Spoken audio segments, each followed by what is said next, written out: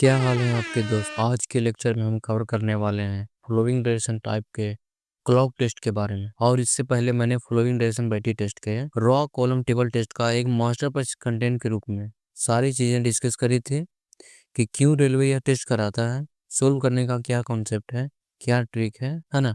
और memory test के 5 type भी ऑलरेडी करा चुके हैं और इन सभी का मैंने प्लेलिस्ट भी बना दिए हैं, सो आप इजीली जाके देख सकते हो उन ट्रिकी वीडियोज को। अब बिना देर किए शुभारंभ करते हैं आज के क्लॉक टेस्ट का। देखिए, पहले इंस्ट्रक्शन के बारे में बात करते हैं। इसमें नंबर ऑफ क्वेश्चन आपके रहते हैं 20। इसमें 2 सेट में रहते हैं, है ना। आपको प्रत्येक सेट में 10-10 क्वेश्चन मिलेंगे आपको, और टोटल जो दोनों सेट मिलाकर जो टाइमिंग रहता है 10 मिनट रहता है, यानी कि प्रत्येक सेट में 5 मिनट, 2 सेट में 10 मिनट। आप कुछ पॉइंट्स पर बात करेंगे जो कि आपको सोल्व करते इस समय इसके कॉन्सेप्ट की जरूरत पड़ेगी। देखिए, रीजनिंग में आप लोगों ने पढ़ा होगा सीटिंग अरेंजमेंट, सेम उसी से मिलता जुलता कॉन्सेप्ट यहाँ पे भी देखने को मिलता है। हाँ, कुछ पॉइंट्स हो सकती है जिसे आपको यहाँ पे ध्यान देना होगा और आपको ये बिल्कुल इजी लगेगा। अब सारे पॉइंट्स को हम बारी बारी से क्लियर कर लेते हैं। देखिए, मोस्ट इम्पोर्टेंट पॉइंट है इसमें आपको बैठने की पोजीशन। आपको जो क्वेश्चन देगा उसका डायरेक्शन बैठने के पोजीशन पर ही निर्भर करेगा। कि जैसे कि आपका रीजनिंग में क्वेश्चन में देता था अंदर की ओर मुँह करना है, बाहर की ओर मुँह करना, आपको पहले ही क्वेश्चन बोल देता था। लेकिन इसमें ऐसा नहीं है, आपको हमेशा बीच में ही बैठना है और आपका मुँह जो है हमेशा बाहर की ओर होना चाहिए। जैसे क्वेश्चन में बोलेगा उत्तर के सामने, तो हमारा ध्यान उधर जाना चाहिए। दक्षिण के सामने बोलेगा तो हमारा ध्यान इधर जाना चाहिए। उत्तर पश्चिम बोलेगा तो हमारा ध्यान इस प्रकार जाना चाहिए। अब घड़ी का डायरेक्शन समझते हैं। क्लॉकवाइज मतलब घड़ी की दिशा में, क्वेश्चन में दक्षिणावर्त या के दाएं से भी लिख सकता है। इन सभी का मतलब एक ही होता है, आपको ऐसे गुजरना है टारगेट पर। अब है एंटी क्लॉकवाइज, मतलब घड़ी की विपरीत दिशा में, क्वेश्चन में वामावर्त या के बाएं से भी लिख सकता है। इन सभी का मतलब एक ही होता है, आपको ऐसे गुजरना है टारगेट पर। अब क्वेश्चन में कभी कभी के और से बोलकर कंफ्यूज करता है। एग्जाम्पल समझते हैं। अगर क्वेश्चन बोलता है उत्तर के दाएं दूसरा अंक, तो हम उत्तर को छोड़ देंगे। पहला अंक ए हुआ हमारा और दूसरा अंक ए रहा। अगर क्वेश्चन बोलता है उत्तर से दाएं, तो हम उत्तर को जोड़ेंगे। पहला हमारा हो जाएगा उत्तर वाला अंक और दूसरा हमारा ए हो जाएगा। तो कुछ ऐसा है आपका के और से के बीच का फर्क। अब सबसे ज्यादा कंफ्यूजिंग पॉइंट पर बात करते हैं, जिसको बड़े बड़े यूट्यूबर भी गलत पढ़ा रहे हैं, ठीक है ना। वो पॉइंट है के सामने और के विपरीत वाला, जिसको हम बिल्कुल ऑफिशियली आरडीएसओ के अकॉर्डिंग समझेंगे। देखिए, इसमें साफ साफ लिखा हुआ है कि गोले के केंद्र से दिशाओं की सूचना मिलती है, अर्थात जो दिशा अंदर में दिख रही है उसके अकॉर्डिंग हम चलेंगे। जैसे अगर उत्तर के सामने वाला अंक, तो यहाँ पे हमारा 6 करेक्ट होगा, न कि 5। अगर बोलता है दक्षिण के सामने वाला अंक, तो यहाँ पे 5 होगा। अगर बोलता है उत्तर के विपरीत वाला, तो यहाँ पे G5 ही होगा। अगर बोलता है दक्षिण के विपरीत, तो इसमें A6 होगा। उम्मीद करते हैं अब आपको इसमें कोई कंफ्यूजन ही नहीं होगी। कभी कभी क्वेश्चन में आपका त्रिभुज बनाकर या चतुर्भुज बनाकर पूछता है, उसके लिए एक फुल 2 सेट का प्रैक्टिस सेट लाए हैं। आपका सारा कॉन्सेप्ट उसमें इंक्लूडेड है। तो चलिए क्वेश्चन की ओर। अब जो एग्जाम में आपके क्वेश्चन इंटरफेरेंस बनेंगे, उसमें ये सब अंक स्क्वायर शेप में मिल सकता है। और जो क्वेश्चन के ऑप्शन होंगे, या तो वो एक्चुअल अंक वाला होगा, जैसे यहाँ 1 2 3 4 5 करके दिया है, या एक के लिए 2, सॉरी, एक के लिए ए, 2 के लिए बी, 3 के लिए और सी, और इसी प्रकार मतलब दे सकता है आपको, ठीक है ना। अंक के हिसाब, अल्फ़ाबेट के वो जो नंबर आता है उसका मतलब हिसाब से आपको दे सकता है। आपको उसी अनुसार मार्क करना होगा। अब आरडीएसओ वाला क्वेश्चन देखिए, पूछ रहा है B3 और D2 के बीच में जो संख्या आती है उसके ठीक विपरीत कौन सी संख्या है। तो B3 और D2 के बीच आपका है A6, और A6 में आपका 6 संख्या है, इसके विपरीत देखिए 5 है, करेक्ट आंसर होगा। दूसरा क्वेश्चन देखिए, उत्तर दिशा से पूर्व दिशा तक छोटे रास्ते से आगे बढ़ें तो कौन सी संख्या बीच में आती है। तो उत्तर से पूर्व दिशा के बीच बड़ा रास्ता ए हुआ और छोटा रास्ता ए रहा। हमको छोटा रास्ता ही लेना है क्योंकि क्वेश्चन में बोला है, और इसके बीच वाली संख्या जिसमें D2 है यानी 2 होगी। Correct answer. अब प्रैक्टिस सेट वाला क्वेश्चन देखते हैं। देखिए, हर सेट में आपको पहले भी बता चुका हूँ, आपके 10 क्वेश्चन 5 मिनट में करने होते हैं, ठीक है ना। इंस्ट्रक्शन में पहला क्वेश्चन पूछ रहा है उत्तर से पश्चिम जाने पर कौन अधिक मान का है। तो उत्तर से पश्चिम कैसे भी देखिएगा, इसमें तो छोटा रास्ता या बड़ा रास्ता कुछ बोला नहीं इसमें क्वेश्चन में, तो हम कैसे भी देखेंगे तो यहाँ O5 में 5 सबसे बड़ा है। यहाँ पे ऑप्शन में 5 के लिए ई भी दे सकता है, ठीक है ना। आप एग्जाम में एक बार इंस्ट्रक्शन अच्छे से पढ़ लीजिएगा, जैसा बोलेगा जिस हिसाब से ऑप्शन चुनना है उसी हिसाब से करेक्ट कीजिएगा, ठीक है ना। दूसरा क्वेश्चन देखिए, पश्चिम को पूर्व से अदल बदल करने पर पश्चिम के विपरीत का मान क्या होगा। तो यहाँ पे क्वेश्चन में क्या बोल रहा है कि पश्चिम पूर्व को बदल दो, यानी पश्चिम हो जाएगा पूर्व और पूर्व हो जाएगा पश्चिम, और यहाँ पे पश्चिम को विपरीत हो जाएगा आपका O2। Correct answer. तीसरा क्वेश्चन देखिए, Q4 को X3 से तथा Q1 को O2 से अदल बदल करने पर पश्चिम तथा दक्षिण के मध्य अक्षर क्या होगा।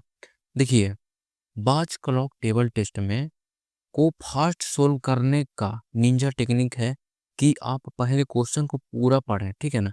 जैसे यहाँ पे पूछ रहा है पश्चिम तथा दक्षिण के मध्य अक्षर क्या है, तो हम सीधा देखेंगे कि पश्चिम और दक्षिण के बीच में Q4 है, और Q में Q4 को X3 से बदल दिया गया है, तो हमारा यही करेक्ट हो जाएगा X3। ज़्यादा डीप में नहीं जाएंगे, ठीक है ना, सीधा मुद्दे पे जाएंगे और उसके अनुसार जो है क्वेश्चन का काम तमाम कर देंगे।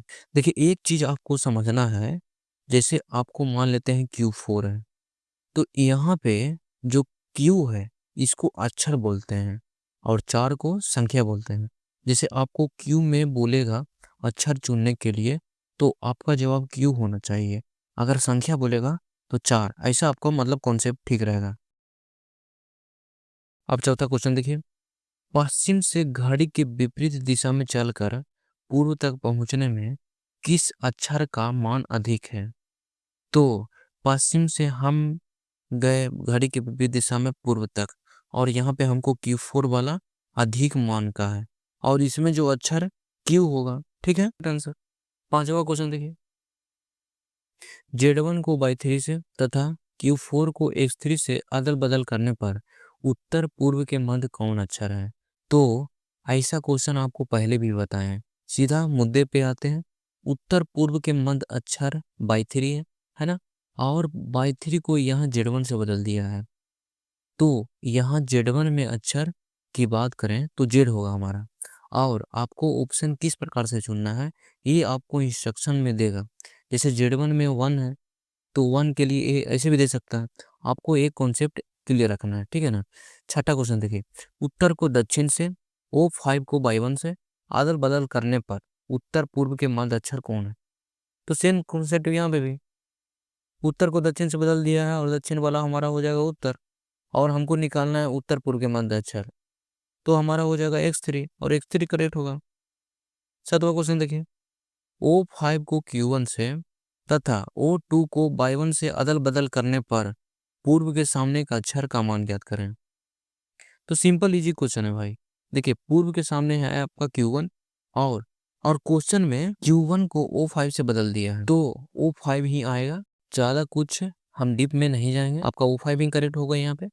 आठवां क्वेश्चन देखिए, Q4 को X3 से तथा O2 को Q1 से अदल बदल करने पर दक्षिण पश्चिम के मध्य अक्षर का मान ज्ञात करें। तो सेम वही कॉन्सेप्ट है, दक्षिण पश्चिम के मध्य अक्षर है Q4, और Q4 को बदल दिया है X3 से, जो कि करेक्ट होगा। नौवां क्वेश्चन देखिए, पूर्व दिशा के सामने का अक्षर है, तो वही मोस्ट मिसअंडरस्टैंडिंग वाला क्वेश्चन जिसके बारे में ऊपर भी प्रकाश डाले हुए हैं। पूर्व दिशा के सामने का अक्षर है Q1। 10वां क्वेश्चन देखिए, Q4 को Y3 से तथा O5 को Y1 से अदल बदल करने पर उत्तर के सामने का अक्षर का मान क्या होगा। तो सीधा उत्तर के सामने का अक्षर देखिए O5 है, और O5 को बदल दिया है Y1 से, यही करेक्ट होगा। और जब ऑप्शन करेक्ट की बात आएगी तो पहले भी मैं हमने बताया था, अभी बता रहा हूँ, इंस्ट्रक्शन अच्छे से पढ़ लीजिएगा। जैसे 1 2 3 4 5 के बदले ऑप्शन में A B C D E करके भी दे सकता है, तो आपको ऐसा टिक करना होगा, ठीक है ना। अगर उसके हिसाब से हमें यहाँ चुनना रहता तो हम चुनते y1 के लिए यहाँ पे 1 है तो ए देते करेक्ट आंसर, ठीक है ना। अगर डायरेक्ट अक्षर देता है तो सीधा वहीं टिक करें, RDSO इन दोनों में से कैसा भी ऑप्शन इंटरफेस दे सकता है, आपको उसी अनुसार चुनना होगा। अब अगला सेट की ओर चलते हैं। हर सेट में आपको जो मैं पहले बता चुका हूँ 10 क्वेश्चन मिलते हैं, 5 मिनट में आपको करने होते हैं। 11वां क्वेश्चन देखिए, दक्षिण पूर्व के मध्य अक्षर का मान। तो सिंपल सा क्वेश्चन, दक्षिण पूर्व के मध्य अक्षर कौन है, O1। 12वां क्वेश्चन देखिए, Q3 को M2 से तथा M2 को X4 से अदल बदल करने पर दक्षिण पश्चिम दिशा का मध्य अक्षर का मान क्या होगा। तो दक्षिण पश्चिम के मध्य अक्षर यहाँ पे है X4 और X4 को बदल दिया M2 से तो M2 करेक्ट होगा। 13वां क्वेश्चन देखिए, दक्षिण दिशा के सामने के अक्षर का मान क्या होगा। तो वही दक्षिण दिशा के सामने Q1 है, करेक्ट आंसर। 14वां क्वेश्चन देखिए, उत्तर दिशा के सामने के अक्षर के विपरीत के अक्षर का मान क्या होगा।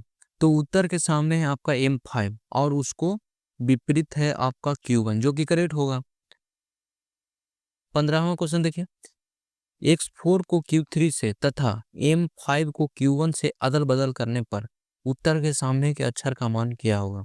तो सिंपल सा वही उत्तर के सामने है आपका M5 और M5 को बदल दिया है Q1 से जो कि करेक्ट होगा। 16वां क्वेश्चन देखिए, X4 को Q3 से तथा M5 को Q1 से अदल बदल करने पर दक्षिण के सामने के अक्षर का मान क्या होगा। तो दक्षिण के सामने है आपका Q1 और Q1 को बदल दिया है M5 से जो कि करेक्ट होगा। 17वां क्वेश्चन देखिए, M5 से Q1, Q1 से M1 और M1 से M5 पर जाते हुए त्रिभुज बनाने पर त्रिभुज के शीर्ष के अक्षर का मान क्या होगा। तो जैसा मैंने आपको वीडियो की शुरुआत में कॉन्सेप्ट में बताया था, त्रिभुज और चतुर्भुज वाला कॉन्सेप्ट हम क्वेश्चन में सोल्व करेंगे। तो सिंपल सा फंडा है मेरे भाई, इसका जैसा आपको क्वेश्चन में बोलेगा कर देना है, बिल्कुल इजीली सोल्व हो जाएगा। जैसे क्वेश्चन में बोल रहा है M5 से Q1 पर जाइए, चले गए, फिर बोला Q1 से M1 पर चले जाइए, चले गए और M1 से M5 पर चले जाइए, ये भी चले गए। अब बन गया ये हमारा त्रिभुज जिसमें आधार आपका ए रहा, शीर्ष की बात करें तो ऊपर वाला ए रहा।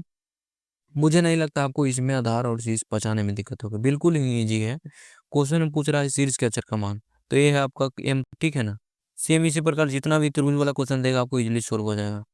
उम्मीद करते हैं आपको इसमें कोई प्रॉब्लम नहीं होगी। 18वां क्वेश्चन देखिए, M2, G3, O1 और X4 को मिलाते हुए चतुर्भुज पर सभी कोनों में सबसे अधिक मान कितना होगा। देखिए ऐसा क्वेश्चन में ज़्यादा फालतू कुछ दिमाग नहीं लगाना है, ठीक है ना, क्योंकि क्वेश्चन में ही आपका आंसर है। आपको चतुर्भुज बनाने का कोई मतलब ही नहीं बनता यहाँ पे। हमसे पूछ रहा है सीधा M2, G3, O1 और X4 के कोनों में, यहाँ पे ध्यान दीजिएगा, कोनों में सबसे अधिक मान वाला, तो कोना जब भी कह दीजिएगा ना तो कोना में यही सब रहेगा और इसमें सबसे ज्यादा मान जो है X4 का है तो करेक्ट होगा। और इसमें एक और कंडीशन बनता है, जैसे मान लेते हैं मैंने आपको बोला कि M2, X4, O1 और Q3 को मिलाकर चतुर्भुज बनाइए और बताइए कि M2 के बाएं दूसरा या दाएं दूसरा, अगर क्वेश्चन ऐसा पूछता है तो यहाँ पे आपका थोड़ा ध्यान रखने की जरूरत है। आप चाहें तो चतुर्भुज भी बना सकते हैं, नहीं तो आप थोड़ा सा लॉजिक लगाइए। जैसे मैंने पूछा चतुर्भुज बनाकर बताइए M2 के बाएं दूसरा, तो यहाँ पे होगा X4, ठीक है ना। आप अगर चतुर्भुज बनाइएगा तो जैसे ये बनाया मैं चतुर्भुज, अब M2 के बाएं दूसरा, फिर भी X4 ही आएगा। आपको जैसा इजी लगे वैसा कर सकते हैं, लेकिन जो भी करें फास्टिंग करिएगा, ठीक है ना, क्योंकि टाइम बचाना इसमें मोस्ट इंपॉर्टेंट हो जाता है। 19वां क्वेश्चन देखिए, M5 से Q1 तक रेखा से दो भागों में बांटने पर उत्तर दिशा के विरुद्ध अक्षर का मान क्या होगा। तो M5 से Q1 तक दो भागों में बांटने बोल रहा है और उत्तर के विपरीत पूछ रहा है, तो उत्तर के विपरीत आंसर बांटने या ना बांटने से कोई फर्क होगी, बिल्कुल नहीं। तो सिंपल से आंसर हो जाए मेरा भाई, ऊपर उत्तर के विपरीत हमेशा हो जाएगा कौन सा, दक्षिण, Q1 है, इसमें आंसर हो जाएगा। 20वां क्वेश्चन देखिए, M5, M2 और Q3 को मिलाते हुए पूरे चक्कर लगाने पर किस अक्षर का मान अधिक होगा।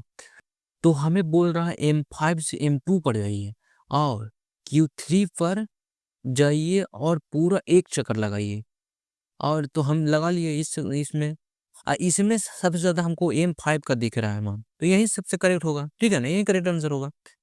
तो ये था भाई, हमने बिल्कुल इजी कॉन्सेप्ट के साथ सारे क्वेश्चन को हल किया और जिसमें बहुत लोगों का मिसअंडरस्टैंडिंग बने हुए हैं उसको भी प्रूफ के साथ मैंने सोचा देने का कोशिश किया हूँ।